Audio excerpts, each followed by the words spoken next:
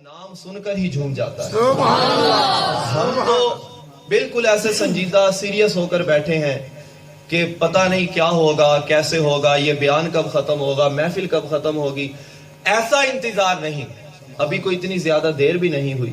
مختصر سی چند باتیں آپ کے سامنے عرض کی جائیں گی, توجہ کے ساتھ سننے کی سعادت حاصل کریں.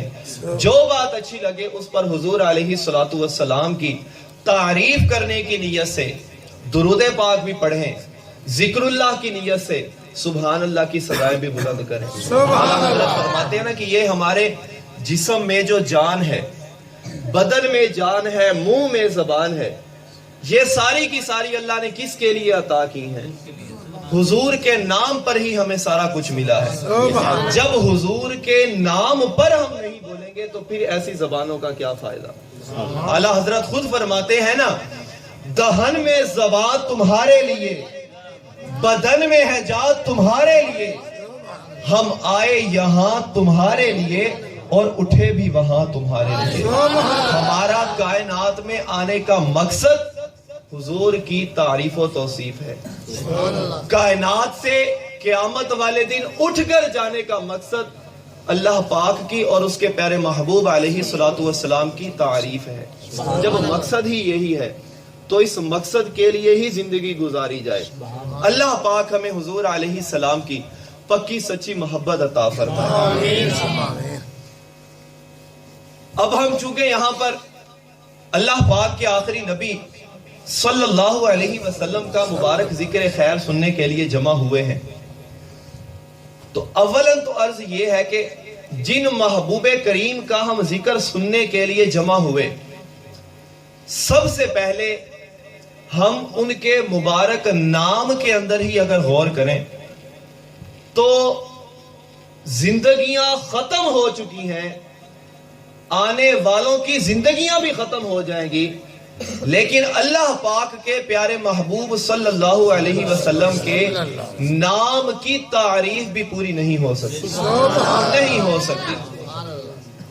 علماء فرماتے ہیں کہ اللہ پاک نے سب سے پہلے حضرت آدم علیہ السلام کو پیدا فرمایا, متفقہ نظریہ ہمارا, لیکن انسانیت کی ابتدا حضرت آدم سے ہوئی. سب محدثین کا اس بات پر اتفاق ہے کہ حضرت آدم علیہ السلام کی پیدائش سے بھی پہلے اللہ پاک نے اپنے آخری نبی حضور صلی اللہ علیہ وسلم کا نام محمد رکھ دیا. اس میں اختلاف ہے کہ کتنا عرصہ پہلے.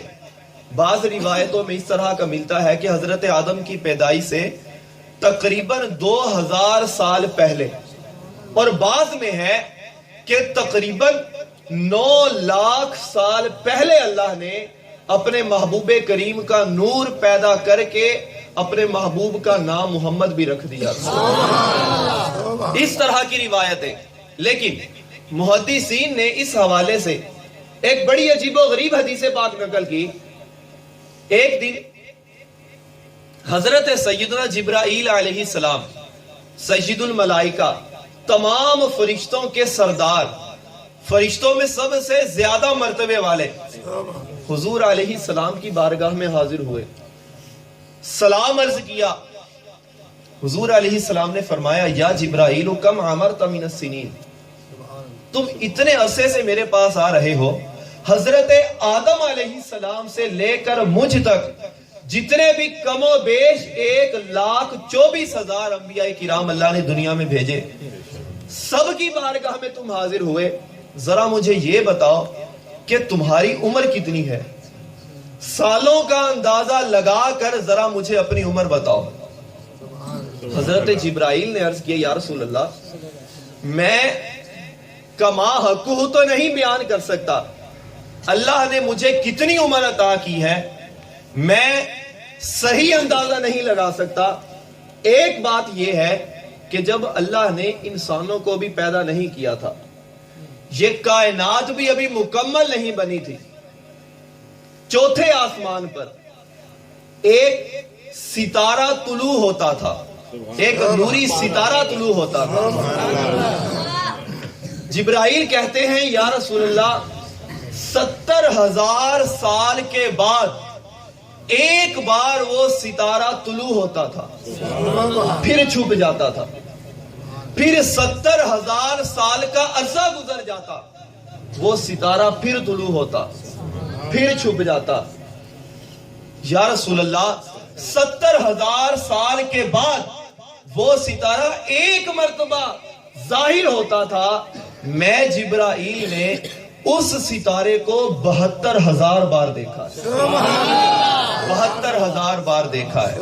مجھے نہیں پتا کہ وہ جو نور چمکتا تھا وہ کس چیز کا نور تھا، وہ کیا تھا۔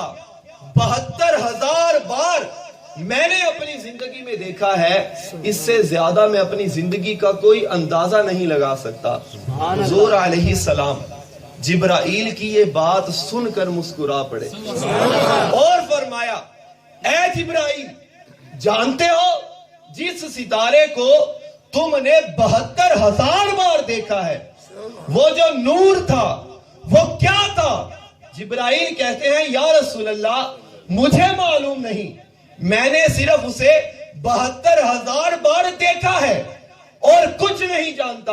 حضور نے فرمایا، وَعِزَّتِ رَبِّ جَلَّ جَلَالُهُ، اے جبرائیل مجھے میرے رب عز و جل کی عزت و جلال کی قسم ہے، انا ذالک الکوکب، جو ستارہ 72,000 بار تم نے دیکھا ہے وہ اور کوئی نہیں، تیرے نبی محمد مصطفیٰ کا نور تھا جو اللہ نے آسمان پر رکھا ہوا تھا۔ نعرہ تکبیر، نعرہ رسالت، جشن عید میلاد النبی، نعرہ تحقیق، نعرہ حیدری۔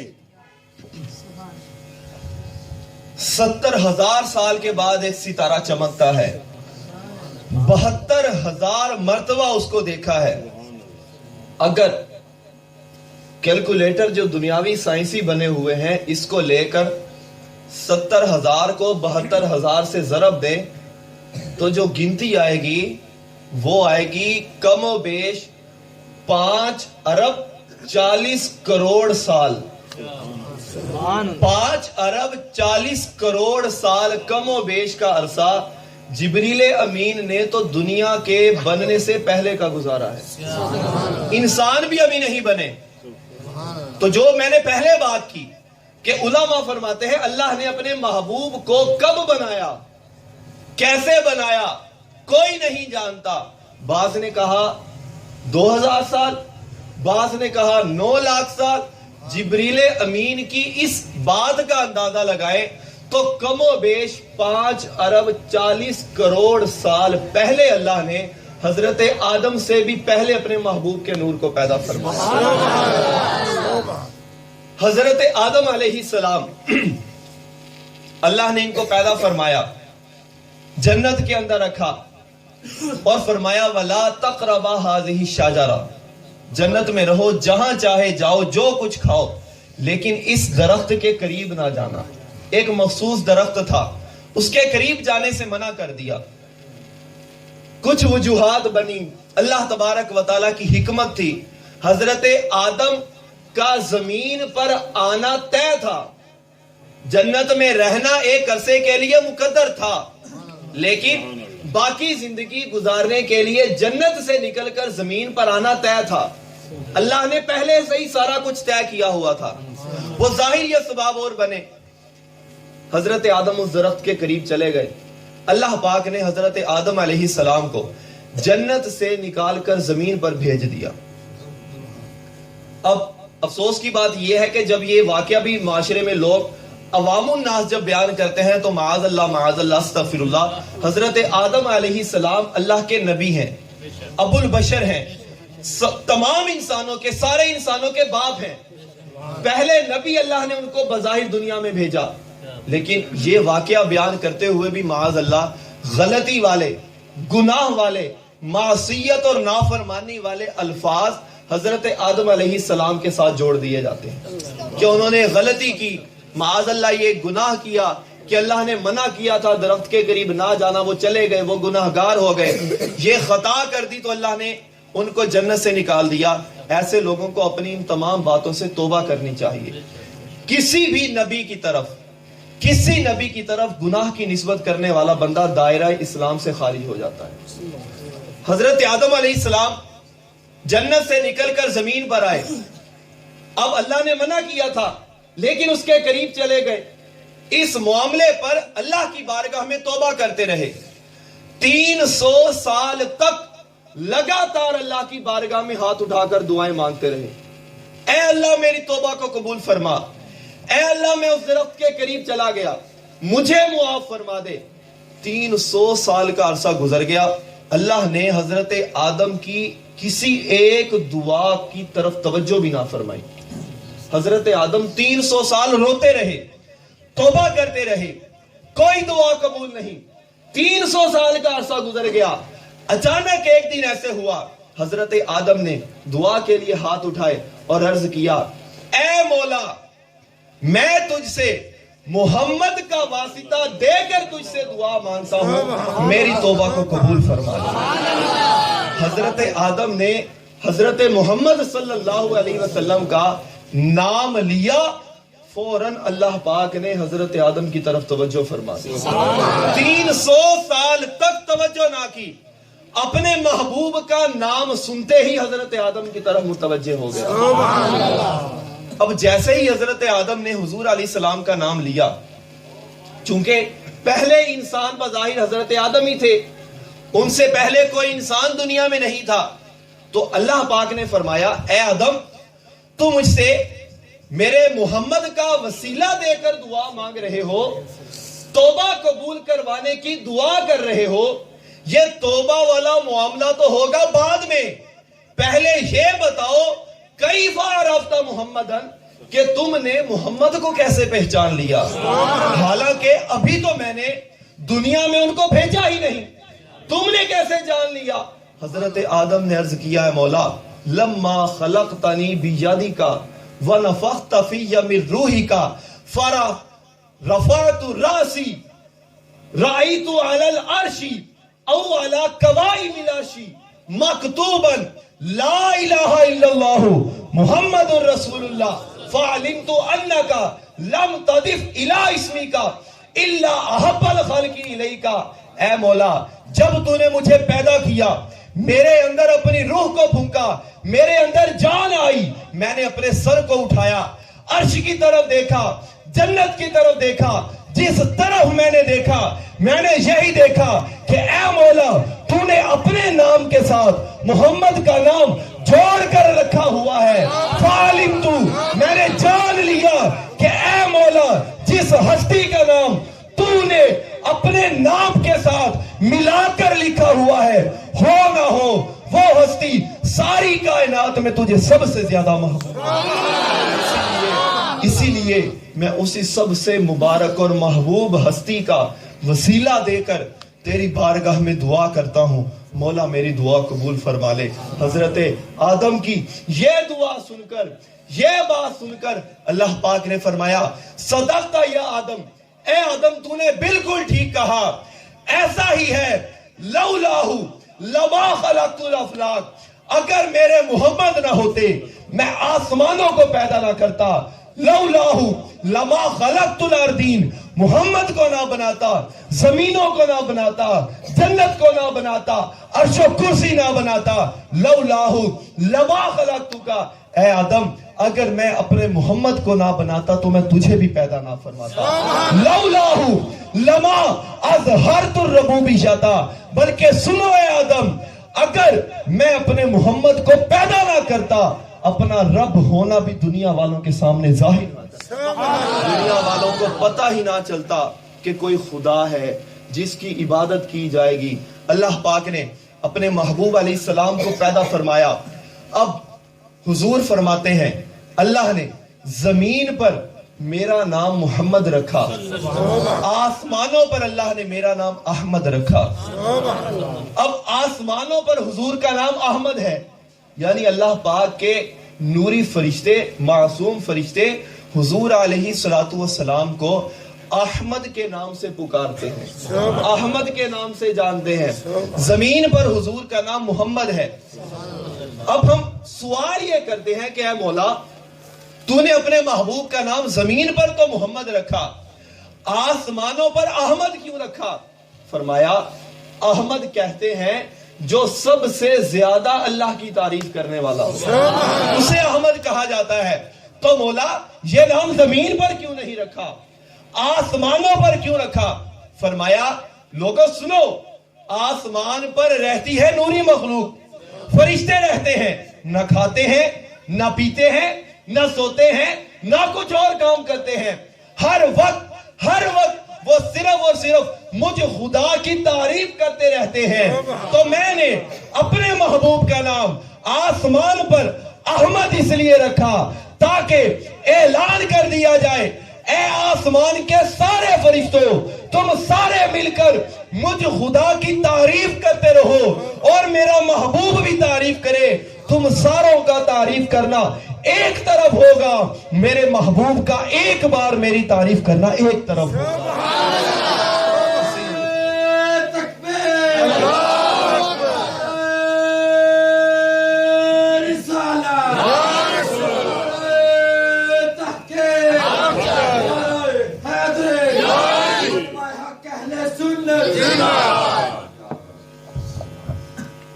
इसीलिए हुजूर ने फरमाया कि अल्लाह ने मेरा नाम आसमानों पर रखा अहमद, जो सबसे बढ़कर अल्लाह की तारीफ करने वाला हो। मौला फिर जमीन पर यह नाम क्यों नहीं रखा, जमीन पर अपने महबूब का नाम मोहम्मद क्यों रखा? फरमाया जमीन पर रहते हैं इंसान, इंसान हवस के और लालच के पुजारी होते हैं, अपनी तारीफ खुद पसंदी के मर्ज में मुब्तला रहते हैं। उस्ताद की लोग तारीफ करते हैं, माँ बाप की लोग तारीफ करते हैं, मुर्शिद की लोग तारीफ करते हैं, बड़े बुजुर्गों की लोग तारीफ करते हैं। जमीन पर अपने महबूब का नाम मोहम्मद इसलिए रखा, मोहम्मद कहा जाता है अल्लज़ी युहमदु हम्दन मर्रतन बाद मर्रतिन, के सबसे ज्यादा बार बार जिसकी तारीफ की जाए। तो जमीन पर अपने महबूब का नाम मोहम्मद रख कर मैंने ये बता दिया कि ऐ लोगों, तुम अगरचे एक दूसरे की तारीफ करते रहो, कोई बड़े नहीं बन जाओगे, क्योंकि मोहम्मद वो हस्ती है कि सारी कायनात वाले जिनकी तारीफ करते हैं और साथ में खुदा भी उसकी तारीफ करता है, उसे मोहम्मद कहा जाता है। अल्लाह पाक ने अपने महबूब का नाम ही ऐसा रखा। वो शायर कहता है ना, जिंदगियां खत्म हुई और कलम टूट गए, पर तेरे औसाफ का एक बाब भी पूरा ना हुआ। सारी जिंदगी लोग हुजूर की तारीफें बयान करते रह जाएं, हुजूर की तारीफ कमा हक्कू नहीं हो सकती। उलामा फरमाते हैं जितने भी अल्लाह ने समंदर बनाए, सारे समंदरों की पानी को स्याही बना लिया जाए, जमीन पर जितने दरख्त हैं सारों को काट कर कलमे बना ली जाए, हजरत आदम से लेकर क़यामत तक अव्वलीन और आखिरीन सारों को जमा कर लिया जाए, सारी मखलूक मिलकर उन कलमों से, समंदरों वाली स्याही से हुजूर की तारीफ लिखना शुरू करे, क़यामत आ जाएगी, हुजूर की तारीफ खत्म नहीं होगी। अल्लाह पाक ने जिस महबूब का नाम इतना कमाल वाला बनाया है, तो उस महबूब की अपनी जात का क्या आलम होगा, उसके हुस्न का क्या आलम होगा, उसके इल्मी मकाम का क्या आलम होगा। सिर्फ आखिरी हदीस पाक आपके सामने पेश करके बयान को खत्म करेंगे। हुजूर अलैहिस्सलातु वस्सलाम जब मक्का से हिजरत करके मदीना मुनव्वरा तशरीफ लेकर गए, अब अल्लाह के महबूब हैं, जाहिरी बात है जहां पर जाते हैं जिंदगी में बहार आ जाती है, जिंदगियों में निखार आ जाता है। हुजूर मक्का से मदीना मुनव्वरा पहुंचे। मदीना मुनव्वरा मुसलमानों के हुजूर अलैहिस्सलाम के जाने से पहले यहूदी ज्यादा रहते थे, गैर मुस्लिम थे, यहूदी थे, और यहूदियों के बड़े बड़े उलामा, बड़े बड़े लोग वहां पर होते थे। अब वहां मदीना मुनव्वरा के जो लोग होते थे वो अपने नजरो नियाज और नजराने लेकर यहूदियों के पास जाते थे, अपने मसाइल लेकर यहूदियों के पास जाते थे। हुजूर अलैहिस्सलाम जब मदीना मुनव्वरा पहुंचे, आपके मुबारक कदम मदीने में लगे। मदीने को पहले मदीना नहीं यसरब कहा जाता था। यसरब के मानी है बीमारियों की जगह, परेशानियों की जगह, क्योंकि मदीना मुनव्वरा का जो इलाका है ये पहले वो जगह होती थी کہ جہاں پر لوگ جانا پسند نہیں کرتے تھے، بیماریاں بے شمار، پریشانیاں بے شمار، رزق کی، کاروبار کی کوئی صورت نظر نہیں آتی تھی۔ اب اللہ پاک نے اپنے محبوب کریم کو ہجرت کروائی بھی تو بظاہر کیسی جگہ پر، اب وہ جگہ جو زمانے میں سب سے زیادہ ایک سائیڈ والی، کہ جہاں پر کوئی جانا پسند نہیں کرتا تھا، اللہ نے اپنے محبوب کو وہاں بھیج دیا۔ حضور کے قدم لگنے تھے، ساری بیماریاں وہاں سے بھاگ گئیں، ساری پریشانیاں دور ہو گئیں۔ یثرب کا نام ہی حضور نے مٹا دیا، بلکہ یثرب والے شہر کو حضور نے مدینہ منورہ بنا دیا، روشنیوں والا، مبارک برکتوں والا شہر بنا دیا۔ اب حضور کے قدم لگے، ہر طرف بہار آ گئی۔ مدینہ اور اس کے اطراف کے لوگوں نے یہودیوں کو چھوڑا، حضور علیہ السلام کے مبارک حسن کو دیکھا، حضور کے قدموں میں حاضر ہونا شروع ہو گئے، حضور کی بارگاہ میں آنے لگے، مسلمان بننا شروع ہو گئے۔ یہ بات دیکھ کر جو یہودی تھے ان کو بڑی پریشانی ہوئی، اگر یہ سلسلہ ایسے ہی چلتا رہا، لوگ ہمیں چھوڑ کر مسلمان ہوتے گئے، مسلمانوں کے نبی کے پاس جاتے گئے، ہمارا کیا بنے گا؟ ہمیں تو کوئی پوچھنے والا نہیں ہوگا، ہمیں تو مدینے سے نکال دیا جائے گا، مسلمانوں کی کثرت ہو جائے گی۔ تو انہوں نے اپنے بڑے بڑے علماء کو بلایا۔ اب علماء کو بلایا، انہوں نے کہا کہ ہم ایک میٹنگ رکھتے ہیں، اس میٹنگ کا عنوان کیا ہوگا؟ یہ جو ہم مجلس لگائیں گے اس کا مقصد کیا ہوگا؟ مقصد صرف ایک ہوگا کہ کوئی ایسی چیز، کوئی ایسا جامع پلان بنایا جائے جس کے ذریعے ہم یہودی مدینے اور اس کے اطراف کے لوگوں میں یہ بات مشہور کرنے میں کامیاب ہو جائیں کہ یہ شخص جس نے مسلمانوں کے نبی ہونے کا، اللہ کا آخری نبی ہونے کا دعویٰ کیا ہے، یہ کوئی سچا نبی نہیں، معاذ اللہ کوئی جھوٹا شخص ہے۔ انہوں نے ایک مجلس رکھی، ایک بیٹھک میں بیٹھے، تورات کو کھولا، انجیل کو کھولا، آسمانی صحیفوں کتابوں کو کھولا، اور ان میں اللہ پاک نے اپنے آخری نبی کی جو نشانیاں بیان کی ہوئی تھی ان نشانیوں کو نکالا۔ چونکہ یہودیوں کا یہ عقیدہ تھا کہ یہ جو اپنے آپ کو نبی کہہ رہے ہیں یہ کوئی سچے نبی نہیں ہے، تو یہ ہم نشانیاں انہوں نے نکالی۔ انہوں نے کہا کہ ہم نشانیاں نکالیں گے، سوال بنائیں گے، سوال بنا کر مسلمانوں کے نبی سے جا کر کریں گے، ان سے جا کر سوال کریں گے۔ چونکہ وہ اللہ کے سچے نبی نہیں ہیں، ان کو سوالوں کے جواب ہی نہیں آئیں گے، کیونکہ یہ سوال وہ ہیں جن کے جواب صرف اللہ کا سچا نبی اور آخری نبی دے گا۔ یہ اللہ کے نبی نہیں، ان کو سوالوں کے جواب نہیں آئیں گے، تو ہم یہ شور کر دیں گے کہ یہ شخص کوئی سچا نبی نہیں، معاذ اللہ کوئی جھوٹا شخص ہے۔ اب سوال بنا لیے گئے، اب سوال بن گئے، لکھ لیے گئے، ترتیب دے دیے گئے۔ اب اگلا مرحلہ یہ درپیش ہوا کہ یہ سوال لے کر مسلمانوں کے نبی کے پاس جائے کون؟ جائے کون؟ ان میں سب سے بڑے عالم تھے جن کا نام تھا عبداللہ بن سلام، یہودیوں کے سب سے بڑے عالم تھے، سب سے بڑے یہودی تھے۔ یہ خود بھی یہودیوں کے بہت بڑے عالم تھے، ان کے باپ دادا بھی یہودیوں کے بہت بڑے عالم تھے، مضبوط ترین عقیدے والے یہودی آپ کہہ لیں، زبردست قسم کے اپنے عقیدے میں مضبوط کہ جن کو کوئی نہیں ہلا سکتا، یہودیوں سے کوئی نہیں پھیر سکتا۔ انہوں نے کہا یہ عبداللہ بن سلام سب سے مضبوط ہمارے یہودی ہیں، یہ شکست نہیں کھائیں گے، ہار نہیں مانیں گے، سوال کرنے کے لیے یہی جائیں گے۔ عبداللہ بن سلام سوال لیے، نکلے، مسجد نبوی کی طرف چل پڑے۔ اب طرح طرح کے سوالات لے کر، عجیب و غریب باتیں لے کر مسجد نبوی کی طرف جا رہے ہیں۔ راستے میں لوگ ملے، اے عبداللہ بن سلام کہاں کا ارادہ ہے؟ اینا تذهب، کہاں جا رہے ہیں؟ عبداللہ بن سلام نے کہا کہ میں سوال لے کر مسلمانوں کے نبی کے پاس جا رہا ہوں، آج میں امتحاناً سوال کروں گا، سوالوں کے جواب ان کو نہیں آئیں گے، مجھے بتاؤ وہ کہاں ملیں گے۔ لوگوں نے کہا اے عبداللہ بن سلام آپ وہاں پر نہ جائیں، آپ تو ہم یہودیوں کے بہت بڑے عالم ہیں، آپ نہ جائیں۔ کہا کیوں؟ کہا کہ ہم نے یہ سن رکھا ہے جو ایک بار ان کی بارگاہ میں چلا جاتا ہے ہمیشہ کے لیے ان کا ہو جاتا ہے، واپس مڑ کے نہیں آتا۔ عبداللہ بن سلام نے کہا تم یہ باتیں اپنے تک رکھو، مجھے کوئی نہیں ہلا سکتا، آج میں سوال کر کے دم لوں گا، کہا اگر سوال کرنا چاہتے ہو تو وہ سامنے مسجد نبوی ہے، چلے جاؤ، مسلمانوں کے نبی تمہیں وہاں پر مل جائیں گے۔ عبداللہ بن سلام سوال لے کر، طرح طرح کے وسوسے لے کر، جھوٹے خیالات لے کر مسجد نبوی کے دروازے پر پہنچ گئے۔ اب دروازے پر پہنچے، مسجد کے اندر دیکھا صحابہ کی مجلس لگی ہوئی ہے، صحابہ کرام کا حلقہ لگا ہوا ہے، اور ان کے بیچ میں اللہ کے آخری نبی چاند جیسا روشن چہرہ، نورانی چہرہ چمکاتے ہوئے بیچ میں تشریف فرما ہے۔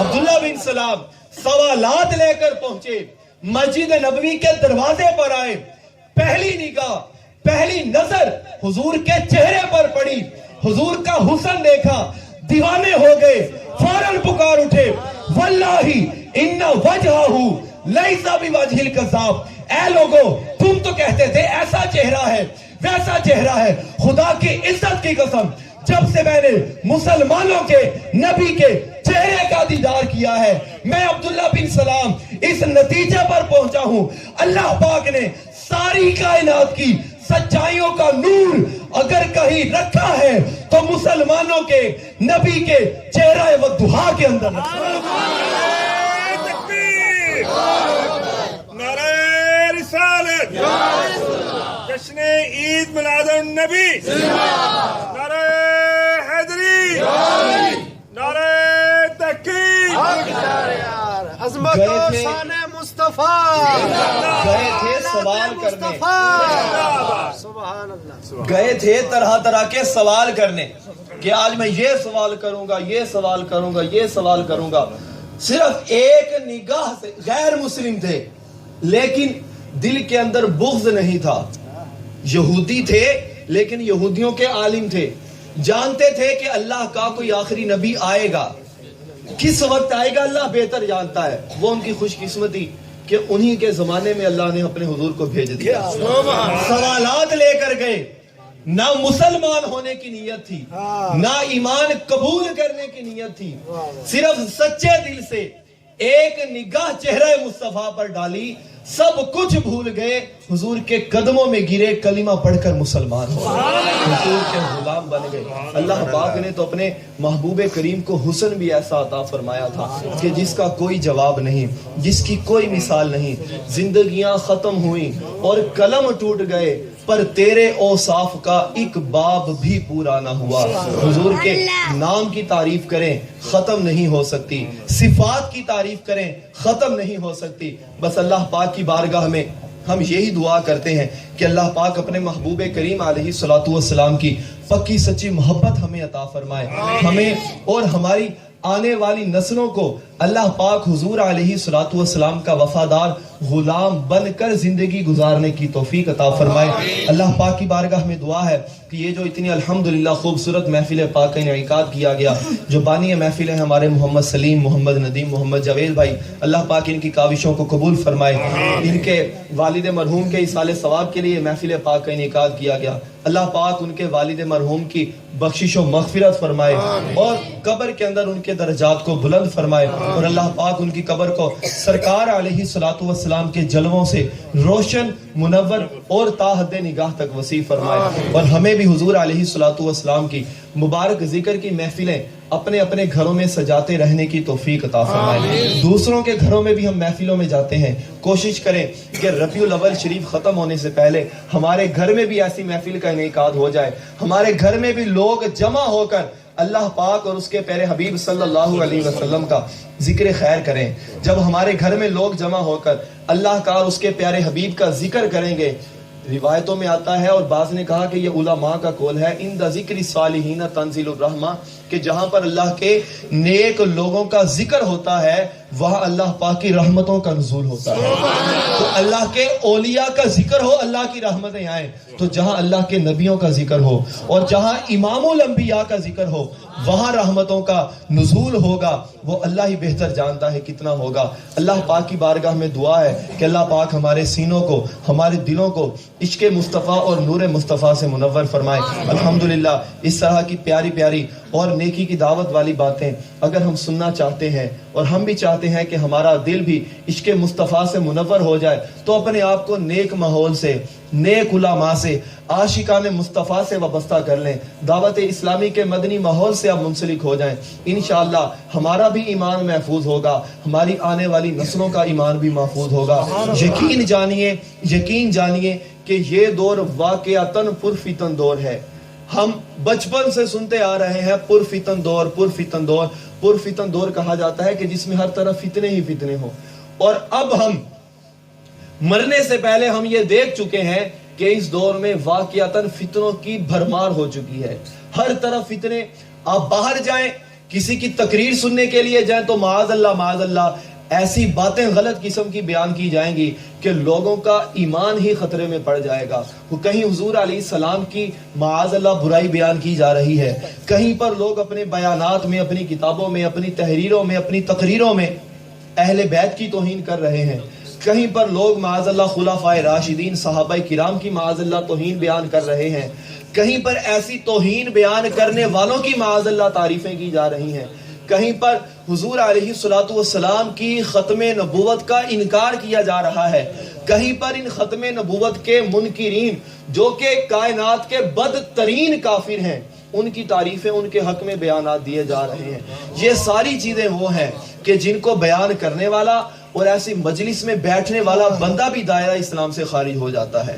ایسے میں ضروری ہے کہ ہم مسلک اعلیٰ حضرت پر قائم رہیں، مسلک اعلیٰ حضرت پر قائم رہیں گے، انشاءاللہ ہمارا بھی ایمان بچے گا، ہمارے گھر والوں کا، ہماری نسلوں کا ایمان بھی محفوظ رہے گا۔ اس کے لیے بہترین چیز نیک لوگوں کی صحبت اور نیک ماحول ہوتا ہے۔ الحمدللہ دعوت اسلامی کا مدنی ماحول آپ کے سامنے ہے۔ دعوت اسلامی اس وقت الحمدللہ کم و بیش 40-42 سال کے عرصے سے لوگ اس سے وابستہ ہو کر مسلمان ہو چکے ہیں، بے شمار مسلمان اس سے وابستہ ہو کر قرآن پاک ناظرہ پڑھ چکے ہیں، ہزاروں کی تعداد میں لوگ حفاظ بن چکے ہیں، ہزاروں کی تعداد میں یہ دعوت اسلامی الحمدللہ اس دنیا کو، اس معاشرے کو علماء فراہم کر چکی ہے، اور یہ سلسلہ الحمدللہ اللہ تبارک و تعالیٰ کے کرم سے جاری و ساری ہے، اور اللہ پاک کی رحمت سے انشاءاللہ تا قیامت جاری و ساری رہے گا۔ اس کے لیے بے شمار اخراجات کی حاجت ہوتی ہے۔ ایک گھر ہمارا چلانا ہو، ایک بندہ اس کو چلانے والا ہو، 2 بندے چلانے والے ہوں تو ماہانہ جو اخراجات ہوتے ہیں پورا کرنا بڑا مشکل ہو جاتا ہے، پورا کرنا۔ اور آج کل جیسے مہنگائی کا دور ہے، ظاہری بات ہے گھر کے اندر جس طرح مہنگائی کی وجہ سے گھریلو چیزیں، گھریلو نظام متاثر ہوتا ہے، مدارس کا نظام بھی اسی طرح متاثر ہوتا ہے۔ گھر کے اندر 5 افراد، 7 افراد، 10 افراد بمشکل، ورنہ 2 گھر ہو جائیں گے، 3 گھر ہو جائیں گے، کمانے والے 3، 4، 5، 6 پھر بھی پوری نہیں ہوتی۔ اور ایک چھوٹا سا مدرسہ ہو، اس کے اندر پڑھنے والوں کی، رہنے والوں کی تعداد 4-5 نہیں، 50، 100، 200، 500، 800، 1000۔ جب ہم اپنے گھر کے 10 افراد کا نظام چلانے میں سارے گھر والے مل کر بھی پریشانی کا شکار ہو جاتے ہیں، تو جو مدرسہ 100، 200، 500 طلبہ کو مفت تعلیمی نظام فراہم کر رہا ہے، اندازہ لگائیں کہ ان کے اوپر کیا پریشانیاں آتی ہیں۔ لیکن اللہ پاک کی رحمت ہے کہ اللہ پاک کے کرم سے اللہ پاک نیک لوگوں کو بھی پیدا فرماتا ہے جو دین کی خدمت کر رہے ہیں، دینے والے دے رہے ہیں۔ یہ 1400 سال سے نظام چلتا آ رہا ہے، اللہ کی رحمت سے چلتا چلا جائے گا، لیکن بہتری اور ہماری کامیابی اسی میں ہے کہ اس نظام کے اندر ہم بھی اپنے مرنے سے پہلے کچھ حصہ ملا لیں، صدقہ جاریہ، کوئی خیرات کے طور پر مدارس کی امداد کریں۔ آپ کے منظور آباد میں قاری غلام ربانی بھائی بھی ماشاءاللہ مدرسے کا نظام چلا رہے ہیں، اس کے لیے بھی خوب تعاون فرمائیں۔ دعوت اسلامی کے جتنے بھی جامعات اور مدارس ہیں پوری دنیا میں، یہ جو ابھی ہمارا جو دعوت اسلامی کا ایک شعبہ جامعۃ المدینہ جس میں بچوں کو درس نظامی کروائی جاتی ہے، عالم بنایا جاتا ہے، اس میں اس سال، یہ جو بھی سال گزرا ہے، اس سال جو ہماری دعوت اسلامی کے جامعات سے بچے پڑھ کر عالم دین بنے ہیں ان کی تعداد تقریباً 1000 سے زیادہ ہے اس ایک سال میں، اور یہ تعداد ہر سال اللہ کی رحمت سے بڑھتی جا رہی ہے، کبھی 500، 600، 800، 1000 تک پہنچ چکے ہیں الحمدللہ۔ اور اللہ کی رحمت سے، علماء کے نظر رحمت سے، اور آپ جیسے اسلامی بھائیوں کے مخیر حضرات کے تعاون سے انشاءاللہ ہمارے جامعات مدارس بھی بڑھتے جا رہے ہیں اور ان میں پڑھنے والے طلباء کی تعداد بھی بڑھتی چلی جا رہی ہے. ضروری نہیں کہ لاکھوں کا عطیہ دیا جائے, کروڑوں کا عطیہ دیا جائے. 1 روپیہ, 10 روپیہ, 100 روپیہ, جتنی بھی بندے کو اللہ نے توفیق دی ہو, اللہ کی راہ میں خیرات ضرور کرنا چاہیے.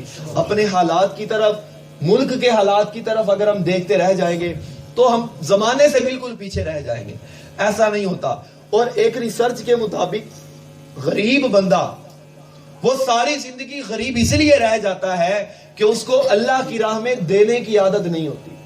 اس کی کوشش ہوتی ہے کہ میرے حالات دیکھ کر کوئی نہ کوئی مجھے آ کر امداد کر دے. وہ مانگنے نکل جائے گا, ادھار مانگ لے گا, قرض مانگنا شروع کر دے گا, سارا کچھ کرے گا, لیکن اپنی جیب سے اللہ نے جو اسے رزق دیا, خود کمایا, اس میں سے کچھ نہ کچھ نکال کر, تھوڑا سا نکال کر بھی اللہ کی راہ میں کبھی صدقہ نہیں کرے گا. جو اللہ کی راہ میں دیتا ہے اللہ پاک اس بندے کو محتاج نہیں چھوڑتا. جن لوگوں کے پاس مال و دولت کی کثرت ہے, آپ یہ دیکھ لیں چاہے وہ مسلمان ہیں یا غیر مسلم ہیں, جو فلاحی کاموں میں بھی خرچ کرنے والے ہیں اگرچہ غیر مسلم ہیں, جو خرچ کرنے والے ہیں اللہ تعالیٰ ان کو اس سے بھی دگنا عطا فرماتا ہے. تو جو مسلمان اللہ کی راہ میں خرچ کریں, نیک لوگوں پر, نیک کاموں پر خرچ کریں, تو اللہ پاک ان کو کتنا زیادہ ثواب بھی عطا فرمائے گا اور مال بھی اللہ تعالیٰ بے شمار بڑھا کر عطا فرمائے گا. اللہ پاک ہمیں نیک کاموں میں بھی خرچ کرتے رہنے کی توفیق عطا فرمائے, نیک لوگوں کے ساتھ تعاون کرتے رہنے کی توفیق عطا فرمائے. آمین بجاہ النبی الامین صلی اللہ تعالی علیہ وسلم.